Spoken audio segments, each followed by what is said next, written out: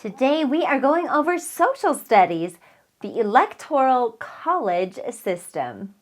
Hello, my friends, and welcome back. I'm so thankful that you are here. So in this video, we're going to be going over the Electoral college system, which if you look at the social studies test for the GED or HiSET, it goes social studies, civics, and government.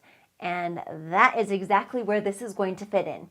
So it's important that you have a thorough understanding so that you rock that test. But not only that, it's important as Americans, unless you're watching from another place, and then hello, good luck on the test. This is how our government works. But it's important as Americans, as voters, that we understand how our electoral college system works. And a huge welcome to the folks that are brand new to our Purely Persistent Academy. So we have Kay, Marvette, Odetta, Juliet, Joan, Francis, Gabium, Eduardo, Marquita, Xavion, Ragda, Diane, Chicho, Christina, Ayel, Moenu, Tracy, Abdul, Sandra, Maria. Welcome to all of you. You are all purely persistent. And any of you can join this membership. The link is right down below. I have an affordable monthly plan or even a more affordable yearly plan. I have videos just like this, as well as worksheets that go with the videos. And it's a growing collection. More and more content is added every month. So definitely something you might want to check out. The link is down below. And now, friends, let's get started on the Electoral college system. So the Electoral college was actually written within our Constitution. So the Founding Fathers had a reason for it. They wanted there to be a balance between the popular vote and also state representation. Mind you, the state representation was extremely important for these Founding Fathers, right? They didn't want to have rule. They wanted each state to have their own say, but then collectively be one. They were also afraid of mob rule and also regional dominance, where one area of the country dominated the entire election. And so that's why, written in our Constitution, they came up with the Electoral college system. So here's how it works. There are a total of 538 votes. And in order for a candidate to win, they need to receive 270 of those votes. And so the states have a certain number of votes based on population. So every state has 2 senators, which equates to 2 votes. And the House of Representatives is based on population. So the more representatives a state has, the more votes they have in the Electoral college system. So let's think about that. Each state has at least 3 votes. The more populated states have more electoral votes.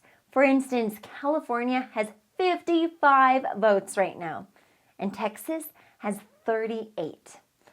But then we also have those smaller states, right? The less populated states get fewer votes. So Vermont, only 3 votes. Wyoming, also only 3 votes. So most states have what's called a winner-takes-all system in place. So 48 states and Washington, D.C. determine their electoral votes by the popular vote in the state. And it reminds me of that song from Mamma Mia, the winner takes it all, right? They get all the votes for the state based on the popular vote within the state.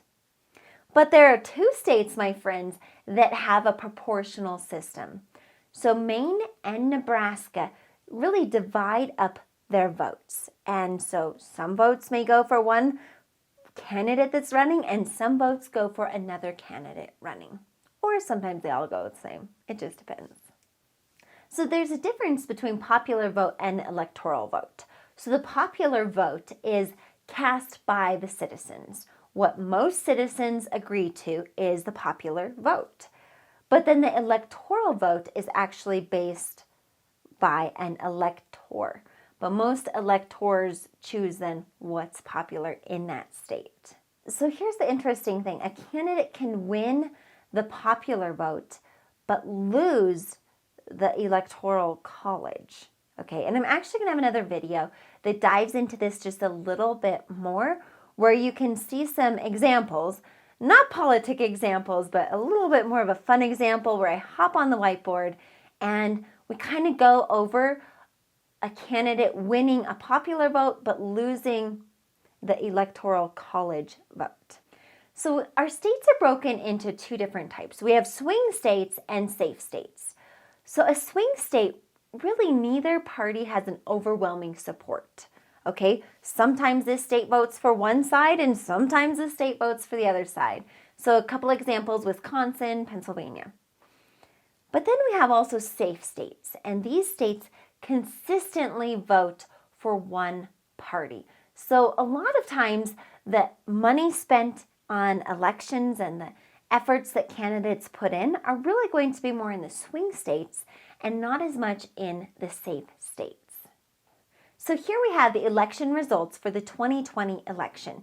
You can see that we have the blue states, which voted for the Democrat Party, Biden, and we have the red states, which voted for the Republican Party, or Trump. And so some of those key swing states are really what made the difference in the election. So look at Pennsylvania. Right in here, there are 20 votes. That is a key swing state, and that's one of the many states that helped the Democratic candidate win the 2020 election. So votes are going to be cast in November, but then the electors vote in mid-December. So really the states with the electors are just certifying the results, and the electors are finalizing the votes, the popular votes within the state. So example, in 2020, the electors finalized the vote on December 14th.